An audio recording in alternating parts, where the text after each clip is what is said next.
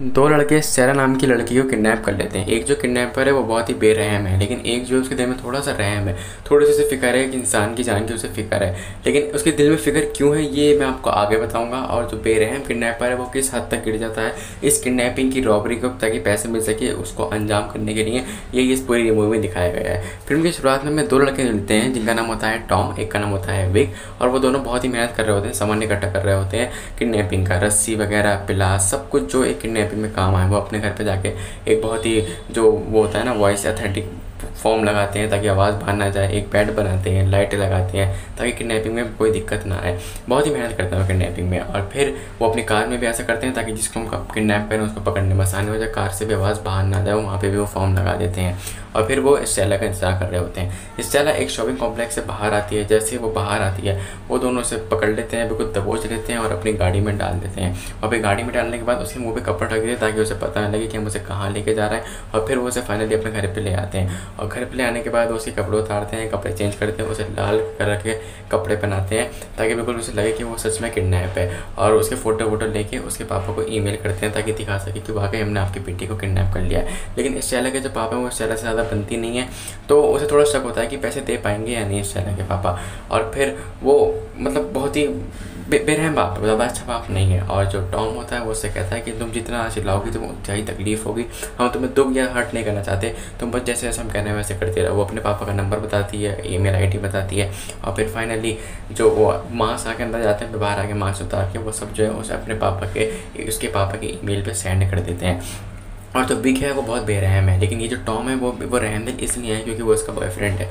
और फिर वो सब कुछ सेंड करता है और फिर सेंड करते करते उसे पता लगता है कि अपनी जो वो प्रेग्नेंट है, वो टॉम के बच्चे की माँ बनने वाली है, क्योंकि ये दोनों पहले बॉयफ्रेंड गर्लफ्रेंड थे।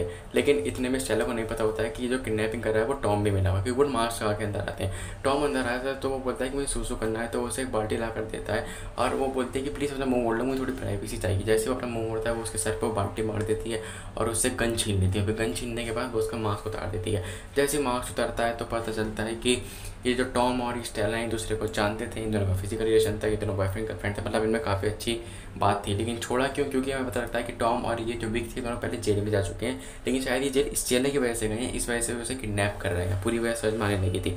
फिर वो हक्का बक्का होती है देखे कि टॉम तुम ये सब कर रहे हैं, तो वो बोलता है कि हाँ, लेकिन अगर तुमने बताया विक को तो वो हम दोनों को जान से मार देगा, क्योंकि वो बहुत बेरहम है। इतने में टॉम उसे बातें फुसला के उसे वापस काबू कर लेता है और फिर वापस उसके हाथ पैर बांध देता है।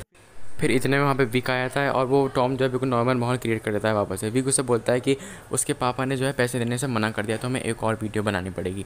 तो फिर उसकी एक और वीडियो बनाते हैं ताकि वो और रोए चिल्लाए, मतलब।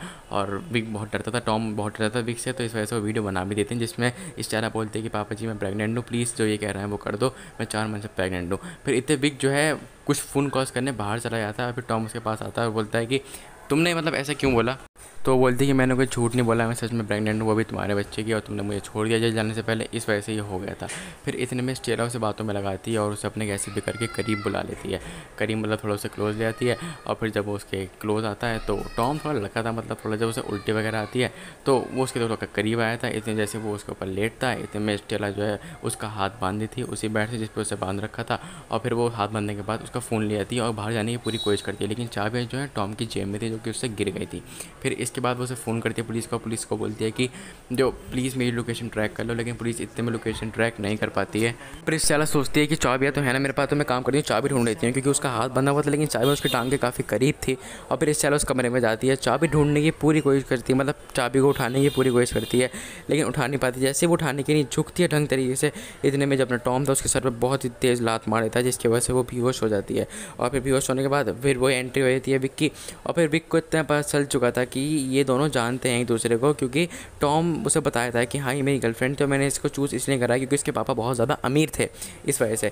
तो वो बोलता है कि हाँ उसके पापा मान चुके हैं रॉबरी के लिए, हमें काम करते हैं उसे दूसरी जगह पे शिफ्ट कर देते हैं। फिर वो उसे दूसरी जगह पे शिफ्ट कर देते हैं स्टेला को एनेस्थीसिया लगा के। और फिर वो बोलते हैं कि चलो हम पैसे लेने चलते हैं। लेकिन टॉम को देखता है कि उसके काफ़ी खून वगैरह निकला है, तो बोलता है कि चाबी तो दे दो मुझे, तो बोलता है नहीं चाबी देने की कोई ज़रूरत नहीं है। इतने उसे धोखे से एक पहाड़ी इलाके में लेके जाता है और बोलता है कि क्या तुम मेरे को बेवकूफ़ समझ रहा है, मुझे सब पता है कि ये इसी तरह लफड़ा है और मैं तो ये ज़िंदा नहीं छोड़ूंगा, क्योंकि तो ये ज़िंदा छोड़ूंगा तो ये पैसे और तू मुझे ही मार देगा और शैलो को भी लेके भाग जाएगा। तो इतने में विक उसके कदम टॉम उसके कदमों के नीचे आ जाता है और विक को वो धक्का देके भाग जाता है। लेकिन भागते भागते में विक की एक गोली टॉम को लग जाती है और जो एक गोली टॉम को लगती है वो उसको काफ़ी दिक्कत क्रिएट हो जाती है, लेकिन वो फिर भी वहाँ से कैसे भी करके भाग निकलता है। और फिर अपना जो विक था इसे पता चलता है कि हमें इसे पैसे मिल चुके हैं, उसके पापा ने सारे पैसे दे दिए और वो पैसे रख के उसे स्टेला को मारने आ रहा होता है और उसे एक जहर का इंजेक्शन लगाने वाला होता है। लेकिन इतने में वहाँ पे हीरो बन के टॉम आ जाता है और टॉम जो है उसकी एक और गोली खाता है और टॉम उसे बोलता है कि ऐसा मत करो, लेकिन वो नहीं मानता, वो मारने ही वाला होता है। लेकिन टॉम की एक और गोली पड़ी थी जैसे कि मैंने आपको बताया था। और फिर इसके बाद क्योंकि उसके हाथ में गन थी तो उसका सारा हाथ में पूरा कंट्रोल था। टॉम क्या वो एक दो गोली और मारा था, लेकिन टॉम मरने वाला होता है। लेकिन उससे पहले जो अपनी स्टेला थी उसके लात मार देती है ताकि विक गिर जाए। और फिर इसके बाद जो है टॉम वो गन उठाता है, टॉम सीधा गन उसके हेडशॉट डाल देता है उसके मुँह पर और वो मर जाता है। और फिर वो उसे चाबियाँ देता है, फिर वो वहाँ से चली जाती है और अपना टॉम भी मर जाता है और इसके साथ ही मूवी ख़त्म हो जाती है और उसको उसके पैसे मिल जाते हैं लड़की को जो उसके पापा ने दिए थे। इसी के साथ ये मूवी ख़त्म हो जाती है।